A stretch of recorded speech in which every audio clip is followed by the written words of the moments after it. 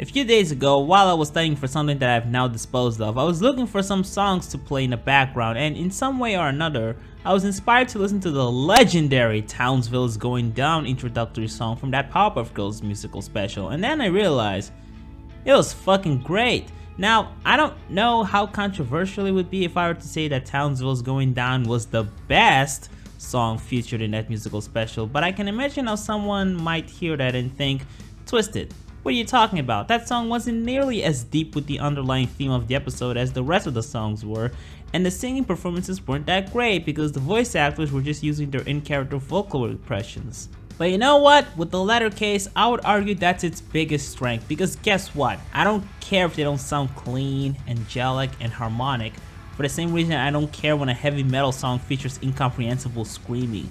This is a rock song about a bunch of cartoon villains wanting to fucking wreck Townsville.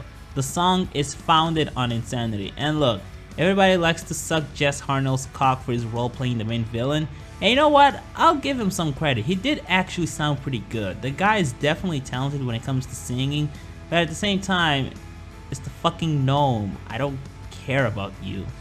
I don't even think you're a good villain. I do, however, care about him, Mojo, Princess, and all of my good old pals. Cause that's the thing, this song may not feature any real emotional undertones, social commentaries, or any of that shit, but you know what they do feature? The atmosphere that feels the most reminiscent of the series. When you think about the Powerpuff Girls, does the first thing that pop out in your mind is vague anti-communist messages? Not to say that I have a problem with the other song incorporating these social subjects, I don't even dislike any of them. I'm just saying that if I were to speak from the bottom of my heart, my nostalgia-infected, disgustingly biased heart, I lean more towards the first song because it has all of my favorite villains, takes place in the exact same city I grew attached to, not any of the trippy plant-infested settings later on, instead grounded in a familiar setting with much more opportunities to offer some fan service. I love every lyric there, especially the ones that reference the villain's most memorable traits, while also visually portraying their most typical habits, either through the weapons they're using or their simple contributions to the havoc, that just make my day. I love how the song has these portions where they briefly resort to a more relaxing, held-back atmosphere with a country-esque guitar play right before it devolves back to the fun, energetic rhythm. The best example of what I'm talking about is the first ever instance when him, in his normal tone, sings about what's going to happen to all of the little babies, while this brief calmer portion of the instrumental is playing, and exactly when him states that the babies are going to cry in his edgier tone, the song also becomes edgier again.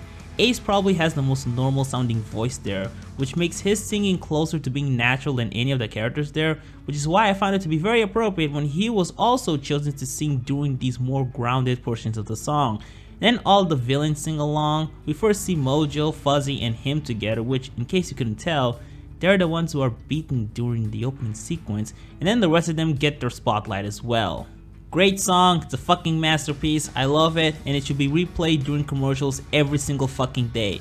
That will probably be a terrible idea, although, in my defense, it might inspire kids of today to watch the correct version of the Powerpuff Girls. Of course, if they're not doing it already.